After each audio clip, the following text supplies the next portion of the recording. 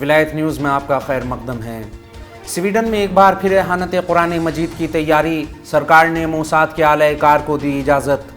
Europe میں Islamophobia کی لہر کے دوران ایک بار پھر عالمی سامراج کی سازشوں کے زیر سایہ سویڈن نے ایک بار پھر قرآن مجید کی توہین کرنے والے حتاق کو مالمو شہر میں اپنی مذموم حرکت دہرانے کی اجازت دے دی۔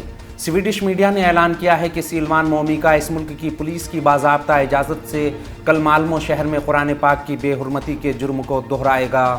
فارس خبر رساں ایجنسی کے مطابق اس سے قبل بھی متعدد بار قرآن پاک کی بے حرمتی کر چکے اسٹاک ہوم کے رہائشی سیلوان مومیکا نے سویڈش حکام کی جانب سے مالمو شہر میں اس جرم کو دہرانے کے لیے ایک بار پھر سویڈش حکومت کی اجازت اور حمایت حاصل کر لی ہے۔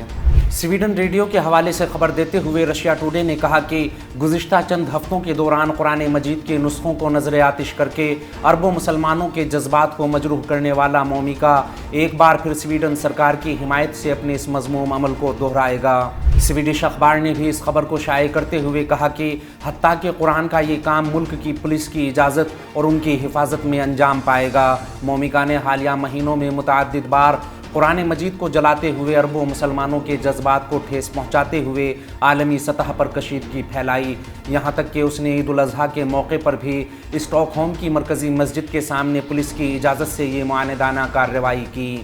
عراقی حکومت پہلے بھی سویڈش حکام سے مختلف جرائم کا ارتکاب کرنے والے اس عراقی تارک وطن کو مقدمے کے لیے بغداد کے حوالے کرنے کی مانگ کر چکی ہے۔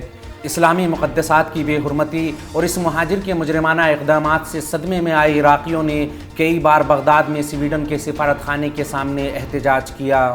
دیگر کئی مقدمات میں ملوث اس حتاق نے عراق، ایران، ترکی اور مصر سمیت کئی اسلامی ممالک کے سفارت خانوں کے مقابل قرآن مجید کو نظر آتش کرنے کا جرم دہرایا ہے۔